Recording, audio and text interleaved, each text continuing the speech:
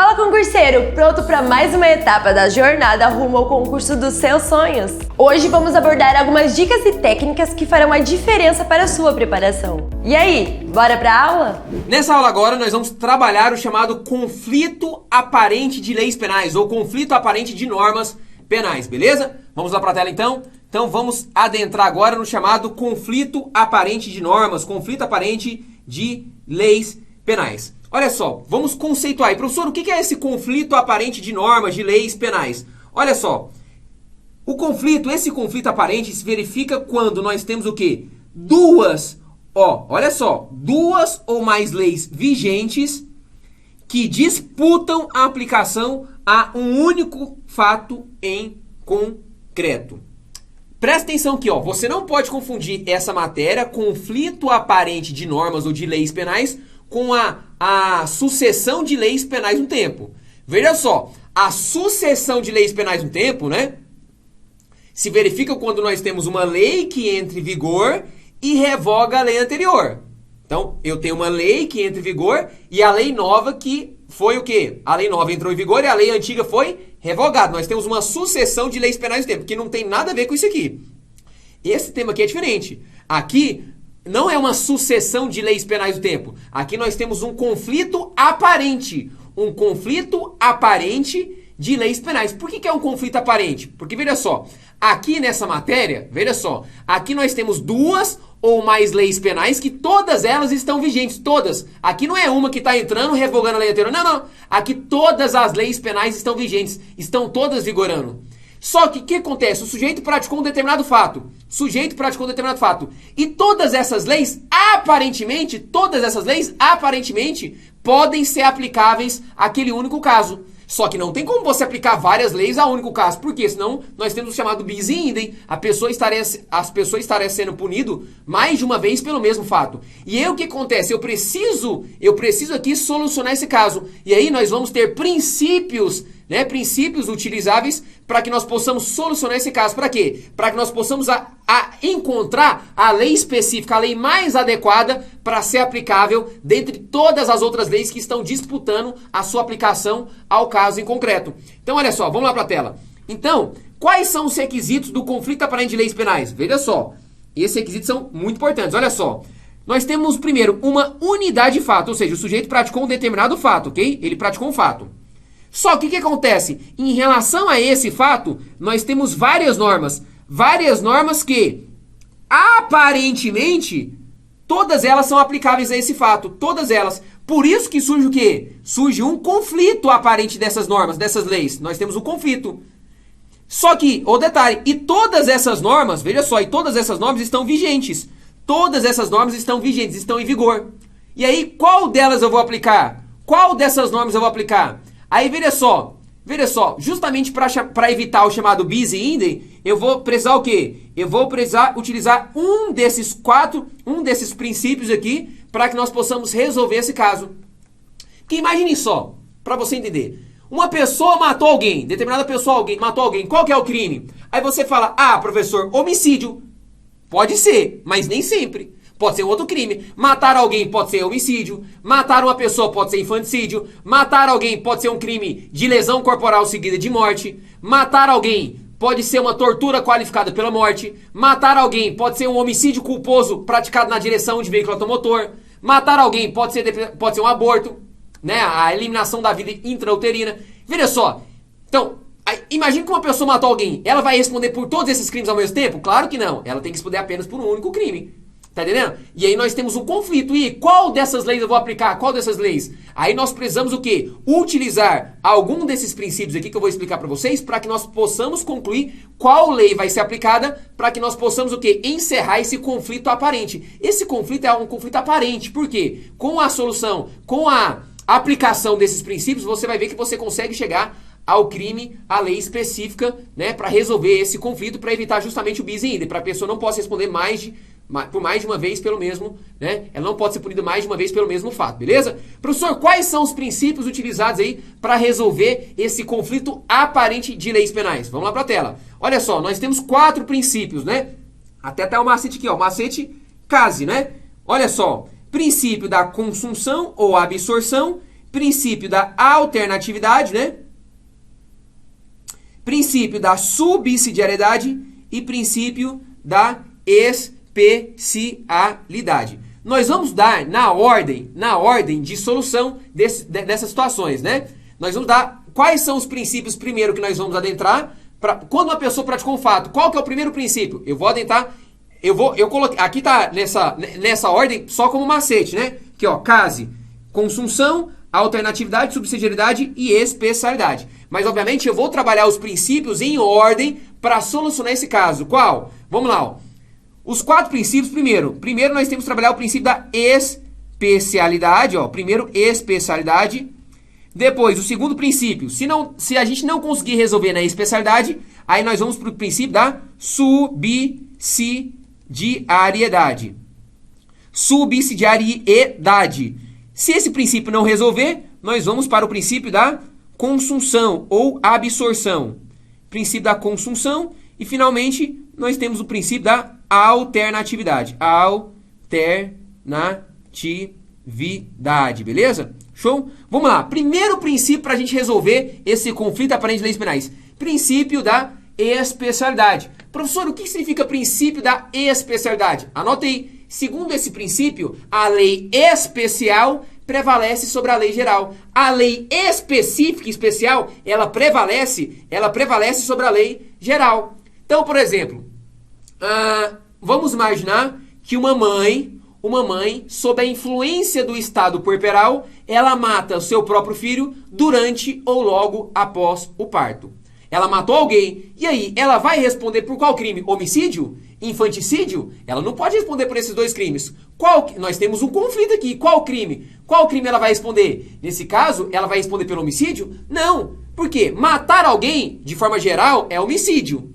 De forma geral. Mas aqui nós temos uma lei específica para ela. Qual que é o crime? Infanticídio. O que é infanticídio? Abre aí, artigo 123 do Código Penal. Matar o seu próprio filho durante ou logo após o parto, sob a influência do estado puerperal. Então, veja só, nesse caso, ela vai responder não pelo homicídio, mas pelo crime de infanticídio. Por quê? Porque essa lei específica, a lei especial, prevalece sobre a lei geral, beleza? Aqui nós precisamos o quê? Comparar as leis em abstrato. Eu nem preciso analisar o caso em concreto.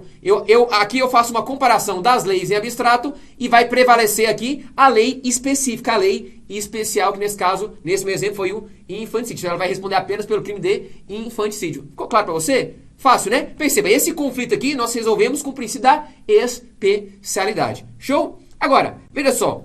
Se eu não consigo responder determinado caso com o princípio da especialidade, aí eu vou para o princípio da subsidiariedade. Professor, o que significa subsidiariedade? Veja só, subsidiariedade quer dizer o seguinte, quer dizer que a lei primária, presta atenção, a lei primária prevalece sobre a lei subsidiária. Vou repetir, a lei primária prevalece sobre a lei subsidiária. Ou seja, a lei primária, que é aquela lei que apresenta uma ofensa mais ampla e mais grave, a ofensa mais grave e mais ampla que está na lei primária, ela engloba a ofensa menos ampla e menos grave, que é a lei subsidiária. Veja só, o que eu quero que você entenda? A lei subsidiária, ela é apenas uma parte de um todo que se refere à lei principal. Por exemplo, para você entender, vamos lá. O crime de ameaça está dentro do crime de roubo. O crime de ameaça está dentro do crime de roubo, do crime de estupro, do crime de extorsão. Então, por exemplo, se o sujeito chega para a vítima e fala, olha, passa a bolsa, senão eu te mato.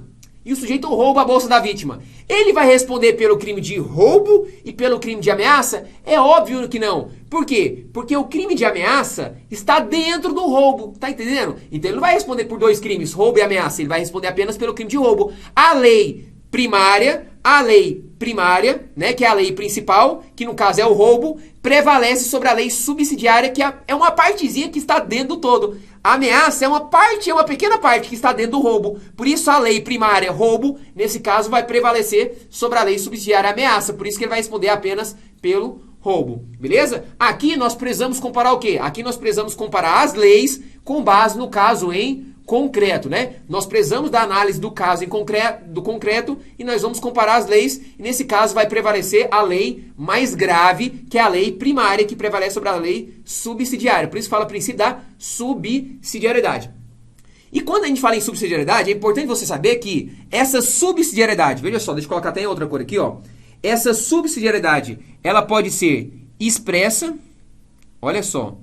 Essa subsidiariedade, ela pode ser explícita ou ela pode ser o quê? Tácita. Tácita. Então, essa subsidiariedade, nós temos... veja só, o que vai alterar? O princípio é o mesmo que eu expliquei para você. A subsidiariedade expressa ou explícita ocorre quando a própria lei, o próprio legislador, declara expressamente o seu caráter subsidiário, né? E aí, no caso, ela só vai ter aplicação se não restar caracterizado um crime, um fato de maior gravidade. Por exemplo, se você abrir lá no artigo 215A do Código Penal, lá nós temos o crime de importunação sexual. E se você for lá na pena da importunação sexual, pode abrir. Você vai ver lá, pena, lá está escrito, ó, pena de reclusão de 1 a 5 anos, aí vírgula. Aí fala o seguinte, ó, se o ato não constituir crime mais grave. Então, o que o legislador está falando? Aqui nós temos o quê? Uma subsidiariedade expressa. O legislador está falando o seguinte, ó, o sujeito que praticou importunação sexual vai pegar uma pena de reclusão de 1 a 5 anos, desde que esse fato não constitui crime mais grave. Porque se esse fato constitui crime mais grave, em razão da subsidiariedade expressa, o sujeito vai responder pela lei principal, pelo crime mais grave, pelo ato mais grave. Por exemplo, vou dar um exemplo para você. Imagina que o sujeito ali entra no metrô e tá lotado o metrô e o sujeito começa a encoxar na vítima. O sujeito começa a esfregar na vítima sem o consentimento da vítima. O sujeito começa ali a esfregar. Veja só, ele praticou qual crime? Importunação sexual. Importunação sexual. Agora, vamos imaginar que ele começou a praticar essa conduta, a vítima ficou incomodada ali, né? Ela não consentiu. Aí, nesse momento, ela sai, né, da presença ali, ela fica brava e tal, e o sujeito... indignado, aquele sujeito, ele com a intenção de satisfazer sua lascívia, por exemplo, vamos imaginar que com violência ele começa a agredir ela e começa a passar, continua encoxando, continua se esfregando ela, só que agora com violência, começa a agredir ela, ameaça ela, veja só, opa, nesse caso, esse fato é mais grave, porque houve violência ou grave ameaça para praticar o ato libidinoso, nesse caso envolve estupro. Tá entendendo? Por quê? Porque aí constitui um ato mais grave. Aí nós temos a subsidiária expressa. Nesse caso, ele não vai responder pela importunação. Ele vai responder pelo crime mais grave, pelo crime de estupro. Por quê? Porque aí, nesse caso, ele já começou a se esfregar na vítima, passar a mão nela com violência ou grave ameaça. Se ele não fizesse com violência ou grave ameaça, ele ficaria no crime de importunação sexual. Tá entendendo? Isso é subsidiariedade expressa. Só que o que acontece? Nem sempre o legislador, ele coloca essa subsidiariedade em lei. Nem sempre ele declara. Por isso que muitas vezes nós temos, essa subsidiariedade, ela pode ser o quê? Tácita ou implícita. Ou seja, muitas vezes a lei não fala nada sobre o seu caráter subsidiário. Contudo, né, de forma tácita, nós vemos a sua subsidiariedade. Por exemplo, vamos pegar o crime, o próprio crime que eu falei pra você, né? O crime de ameaça. O crime de ameaça em relação ao roubo. O próprio crime de ameaça em relação ao estupro. Se você abrir no crime lá no crime de ameaça, né? Lá não fala, olha, o sujeito só vai responder pela ameaça se esse ato não constituísse um crime mais grave. Lá não fala sobre isso. Lá não fala. Agora, nós vemos isso de forma tácita. Por quê? Vamos lá. Se o sujeito pratica uma ameaça para estuprar a vítima, se o sujeito pratica uma ameaça para roubar a vítima, ele vai responder pelo crime de ameaça e estupro ou ameaça e roubo? Não. Mesmo que a lei nada diz, tacitamente nós percebemos aqui a subsidiariedade. Por quê? Porque como a ameaça já está dentro do roubo ou do estupro, o sujeito vai responder apenas pelo crime mais grave, qual seja roubo ou estupro, nesse caso, dependendo do caso. Entendeu? Mas não pelos dois crimes, porque senão daria bis e idem. Ficou claro para você? Entendeu? Então aqui nós temos o princípio da subsidiariedade. Agora, uma vez que a subsidiariedade não consegue resolver, nós vamos para onde agora? Nós vamos para o chamado princípio, deixa eu colocar em vermelho aqui, ó, princípio da consunção. Veja só, princípio da consunção. É importante você saber para a sua prova que esse princípio da consunção também é chamado de princípio da absorção. Professor, o que é o princípio da consunção ou da absorção? Veja só, segundo esse princípio, a lei consuntiva prevalece sobre a lei consumida. Ou seja, presta atenção, ou seja, o fato mais amplo e mais grave, ele vai absorver, absorção, ele vai consumir, consunção. Então, o fato mais amplo e mais grave, ele vai absorver, ele vai consumir os demais fatos menos amplos e menos graves que funcionam como meio normal de preparação, de execução ou de exaurimento do fato mais grave. Veja só, aqui no princípio da consunção ou da absorção, nós vamos comparar os fatos com base no caso em concreto. Nós vamos comparar os fatos com base no caso em concreto. E o fato mais grave vai absorver os demais fatos. Professor, me dá um exemplo. Veja só. Segundo esse princípio, então, pensa comigo, para o sujeito alcançar aquele crime mais grave, ele vai passar por um crime menos amplo e menos grave. Ele vai passar. Por isso que o fato mais grave e mais amplo, ele vai absorver aquele fato anterior, menos amplo e menos grave. Por exemplo, vamos imaginar o seguinte. Veja só. Imagine que o sujeito quer matar a vítima. O sujeito quer matar a vítima, compra uma faca ali e vai até o local, ele vê a vítima na rua ali, vai lá e esfaqueia a vítima. Esfaqueia até matar. Veja só, ele vai responder pelo crime de lesão. Porque veja só, antes de ele matar a vítima, ele estava lesionando, esfaqueando, ele estava provocando várias lesões na vítima. Ele vai responder pelo crime de lesão corporal e pelo homicídio? Claro que não. Porque para matar, antes, ele precisou ferir a vítima, tá entendendo? Então, em razão do princípio da consunção da absorção.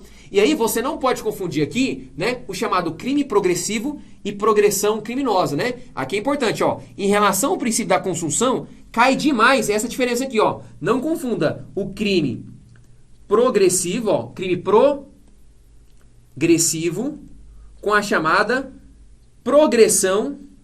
Olha só, já ouviu falar? Progressão criminosa. Professor, não sei qual que é a diferença. Calma que eu vou te explicar. Isso já caiu em prova e com certeza derrubou muita gente que não tinha aprendido. Olha só, mas você não vai errar. Aqui no Focus Concurso você vai aprender essa matéria. Olha só. O que é crime progressivo? Crime progressivo é aquele que, para o agente alcançar o resultado mais grave, ele vai lesionar gradativamente o bem jurídico para alcançar o seu intento final. Foi aquele exemplo. Para o sujeito matar a vítima, ele precisou esfaquear. Então, ele precisou provocar lesões corporais até conseguir matar a vítima. Nós temos um crime progressivo. Para ele chegar no homicídio, ele precisou passar pela lesão corporal. Em razão do princípio da absorção da consunção, ele responde não pela lesão e pelo homicídio, apenas pelo crime de homicídio. Entendeu? Agora, o que é progressão criminosa? Veja só, na progressão criminosa, o agente deseja inicialmente produzir um resultado específico. O sujeito, por exemplo, discute com alguém. Ele quer praticar apenas uma contravenção, via de fato, dá um tapa na cara do outro, pá, dá um tapa. Ele só queria praticar esse resultado, via de fato. Só que depois que esse sujeito alcançou esse resultado, ele não se conforma e ele continua, depois que ele já alcançou esse resultado que ele queria, né? Ele decide prosseguir. Por isso que aqui nós temos uma progressão, ele decide prosseguir. Ele decide prosseguir e pratica um resultado mais grave. Então, naquele exemplo, o cara deu um tapa. Aí falou assim, não, esse aí foi de leve. O cara fala, quer ver? Eu vou pra porrada agora. O cara começa a agredir a vítima. Pá, ele quer lesionar, só quer lesionar. Pá, agride a vítima. Depois que ele já agrediu, deixou a vítima ali, espancou a vítima e fala, ele progride em relação ao dolo, ó. Ele progride. Quer saber? Vai matar. E vai lá e mata a vítima. Perceba, aqui nós temos uma progressão criminosa. Por que progressão criminosa? Ele não queria matar inicialmente. Ele queria praticar uma contravenção. Via de fato, deu um tapa. Falou, não, quer saber? Depois ele progrediu em relação ao dolo. O dolo dele começou a contravenção. Depois foi para lesão, crime de lesão corporal. E depois que ele provocou a lesão, falou, quer saber? Vou matar. E matou. Perceba, nós tivemos uma progressão criminosa. Da mesma forma, ele vai responder pela contravenção via de fato, lesão corporal e homicídio? Claro que não. Em razão também do princípio da absorção e consunção, ele vai responder apenas pelo resultado mais grave, qual seja, nesse caso, pelo crime de homicídio. Beleza? Ficou claro para você? Né? A gente vê o princípio da absorção também em outras situações. Por exemplo, vamos imaginar que o sujeito quer, quer subtrair uma bolsa, um celular, algum bem imóvel ali, tá dentro do carro. A pessoa ali trancou o carro, saiu para fazer algumas compras, fazer algumas coisas, e o sujeito viu ali a bolsa dentro do carro, O sujeito quebrou o vidro do carro para pegar a bolsa. Veja só, nesse caso, para ele pegar a bolsa, ele precisou quebrar o vidro ali para pegar a bolsa. Ele vai responder pelo crime de dano e pelo crime de furto? Não. Em razão, para ele pegar a bolsa, ele precisou quebrar o vidro. Em razão do princípio da construção da absorção, ele vai responder apenas pelo fato mais amplo e mais grave, qual seja o furto. Ele vai responder apenas pelo furto. Vai responder por dois crimes, furto e dano. É claro que aqui nós temos o furto qualificado, né? Furto qualificado pelo rompimento ou destruição de obstáculo, né? Mas nesse caso é apenas o crime de furto que ele vai responder, o furto qualificado e não pelo dano, em razão do princípio da absorção ou consunção. Beleza? Ficou claro para você? Show? Vamos lá. Vamos continuar aqui, ó. Agora, vamos trabalhar esse último princípio, né? O chamado princípio da alternatividade, né? Vamos para o princípio da alternatividade. Professor, o que é esse princípio da alternatividade? Presta atenção aqui, ó. O princípio da alternatividade se verifica quando aqui, ó. Veja só, nós temos aqui um tipo penal, um tipo penal que descreve várias condutas, vários núcleos, né? Várias condutas de forma alternativa, sendo que, presta atenção, se o agente pratica um ou mais verbos, um ou mais condutas, de forma sucessiva em relação àquele mesmo contexto, ele vai incorrer apenas em um único crime. Aqui nós temos os chamados tipos mistos alternativos. Tipos mistos alternativos, né? A doutrina chama essa situação de tipos mistos alternativos, de ação múltipla ou de conteúdo variado. Ou seja, presta atenção. Por exemplo, tem crime que só tem um verbo. Por exemplo, homicídio, matar. O homicídio só tem um verbo, matar. O furto só tem um verbo, subtrair. Agora, tem crimes que tem vários verbos. Por exemplo, o tráfico de drogas. O tráfico de drogas tem 18 verbos. Trazer consigo, transportar, vender, expor à venda, produzir, fabricar, remeter, importar, exportar, enfim. Adquirir tem vários verbos. Se o agente pratica um ou mais verbos em relação àquela mesma droga, por exemplo, ele vai responder apenas por um único crime. Então, por exemplo, se o sujeito vendeu a droga, praticou o tráfico de drogas. Ou vamos imaginar que o sujeito, ele adquiriu a droga, depois praticou um verbo, adquiriu, depois ele transportou para casa dele, praticou outro verbo, depois ele guardou, deixou em depósito, praticou outro verbo, depois ele expôs aquela droga à venda, expor à venda, o outro verbo, depois vendeu, praticou 5 verbos. Perceba, da mesma forma ele não praticou 5 crimes de tráfico. Ah, professor, ele adquiriu a droga, praticou um tráfico. Depois dessa mesma droga ele transporta para casa dele, praticou outro verbo, outro tráfico. Não, é o mesmo, um único crime, em razão do princípio da alternatividade. Entendeu? Então, o princípio da alternatividade, o tipo penal descreve várias condutas, vários verbos, de forma alternativa. Sendo que, se o agente pratica um ou mais verbos de forma sucessiva, né, ele vai responder apenas por um único crime, beleza? Agora, só uma observação importante, né, para você aprender. A doutrina majoritária, veja só, uma observação importante. A doutrina majoritária não admite esse princípio da alternatividade para resolver, né, para resolver esse conflito aparente de leis penais. Qual que é o argumento, professor? O argumento é simples. Por quê? Porque nesse caso, a doutrina entende que, nesse caso, não há o que se falar em conflito aparente de leis penais. Na verdade, nós temos aqui um conflito interno da própria lei penal. Na verdade, nós vamos aplicar aqui, em verdade, é o princípio da consunção. O princípio da consunção para resolver o conflito interno entre as condutas previstas no mesmo tipo penal. Veja só, presta atenção. Naquele meu exemplo, vamos lá, que o sujeito praticou 5 verbos. O sujeito adquiriu a droga. Praticou tráfico. Adquiriu a droga. Depois, ele transportou para casa dele. Transportou outro verbo. Ok? Depois, ele guardou a droga. Outro verbo. Depois, ele expôs a droga à venda. Outro verbo. Depois, ele vendeu. Veja só, ele não praticou 5 tráficos. Óbvio, ele praticou um único tráfico de drogas. Só que, na verdade, aqui nós não temos um conflito entre leis penais. Não tem. Aqui não tem um conflito de várias leis penais. E aí? Veja só, na verdade, aqui nós temos um conflito entre as condutas da própria lei penal. Aqui não tem várias leis penais para conflitar. Aqui o conflito é interno, né? Por isso que a doutrina, na verdade, entende que aqui, esse princípio da alternatividade, na verdade, aqui nós não temos um conflito aparente de várias leis penais. Aqui é um conflito dentro da própria lei. Por quê? Porque, na verdade, o conflito aqui são entre essas condutas. Trazer consigo, transportar, adquirir. Na verdade, ele não vai responder por 5 tráficos. Ele vai responder por um único tráfico, que a doutrina majoritária entende, não pelo princípio da alternatividade, mas pelo princípio da consunção. Por que da consunção? Pensa comigo. Na verdade, para ele conseguir vender aquela droga no final das contas, ele precisou adquirir a droga, ele precisou levar para casa, guardar a droga, expor à venda. Então, para chegar naquele último ato de venda, ele precisou o quê? Necessariamente ele precisou passar por outras condutas. E aí a doutrina entende que nesse caso nós resolvemos a situação, na verdade, com o princípio da consunção. Né? Ou seja, o ato de vender lá no final vai absorver as demais condutas anteriores, né? Configurando apenas um único crime de tráfico. Então, na verdade, esse princípio da alternatividade nada mais é do que a própria consunção resolvendo conflito interno, conflito entre as condutas previstas na mesma lei. Né? Nós não temos um conflito de várias leis, nós temos um conflito ali previsto na própria lei, em que nós temos várias condutas e que você resolve esse princípio com a consunção, beleza? Mas assim, ó, de forma geral, nas provas, quando eles cobram os princípios, eles cobram esses 4 princípios, né? Como princípios para resolver os conflitos aparentes entre leis penais. Princípios da especialidade, subsidiariedade, consunção, absorção e alternatividade. Esses são os 4 princípios de forma geral que caem nas provas de concurso, beleza? Só que essa observação foi para fim de conhecimento, uma prova subjetiva,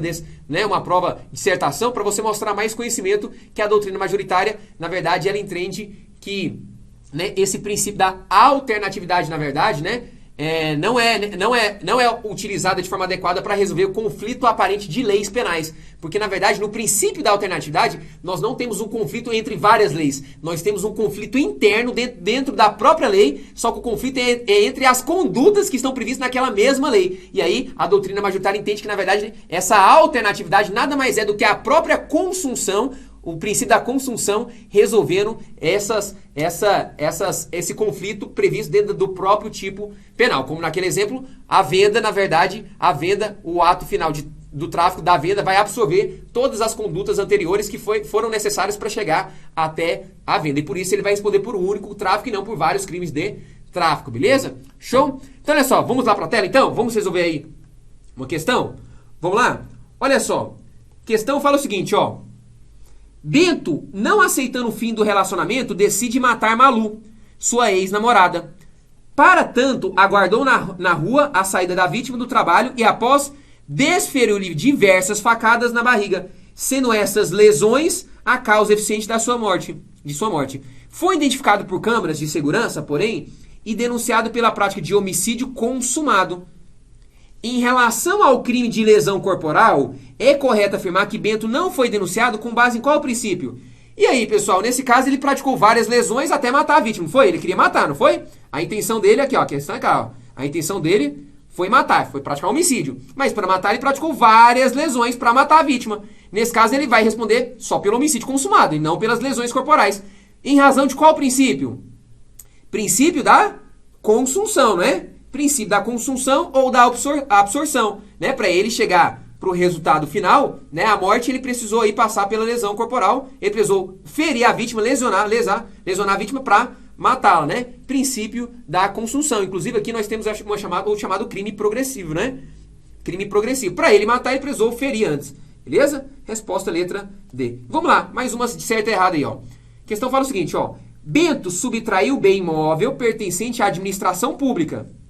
Só que ele fez isso, ó, valendo-se da facilidade propiciada pela condição de funcionário público. Ou seja, ele se aproveitou que ele era funcionário público e ele tinha essa facilidade para quê? Para subtrair aquele bem imóvel que era pertencente à administração pública. Bento responderá pelo crime de peculato e não pelo delito de furto, em decorrência do princípio da subsidiariedade. Veja só, nesse caso, ele vai responder pelo crime de peculato, realmente. Por quê? Porque ele subtrai um bem da administração pública aproveitando pela facilidade que ele é funcionário público. Isso é crime de peculato, previsto lá no artigo 312, né, ali do parágrafo 1º do Código Penal. Realmente ele vai responder pelo peculato e não pelo furto. Mas ele vai responder pelo princípio da subsidiariedade? Não, pelo princípio da especialidade. Por quê? Lembra? A regra especial prevalece sobre a regra geral. Então a resposta aqui errado, né? Resposta incorreta, errada. Beleza? Show? Então lembra, aqui pelo princípio da especialidade. Nesse caso é especial. Ele vai responder por peculato porque essa é furto ou peculato? Olha só. Se ele não fosse funcionário público e não se aproveitasse da facilidade, ele entrasse lá, dentro da administração pública, pegasse um bem da administração pública e saísse correndo, por exemplo, furto. De forma geral, furto. Agora, em razão do princípio da especialidade, como ele era funcionário público e se aproveitou das facilidades por ele ser funcionário, né, da condição funcionário para conseguir se subtrair aquele bem da administração pública, ele responde pelo crime de peculato, porque em razão do princípio da especialidade, a regra especial prevalece sobre a regra geral. Nesse caso, o peculato vai prevalecer sobre o furto porque é específico para ele, funcionário público. Beleza? Show? Ó, mas qualquer dúvida que se você teve em relação à matéria, conta comigo, estou à disposição. Espero que você tenha aprendido essa aula. Qualquer coisa, estou à disposição. Valeu, tamo junto. E aí, curtiu essa aula? Já deixa o like nesse vídeo que assim a gente vai saber que você quer mais aulas e conteúdos gratuitos como esse. Se inscreva no canal e ative o sininho para receber todas as notificações. Clique no link da descrição desse vídeo e tenha acesso ao curso completo com essa aula e muito mais. A sua aprovação começa aqui. Bons estudos e até a próxima!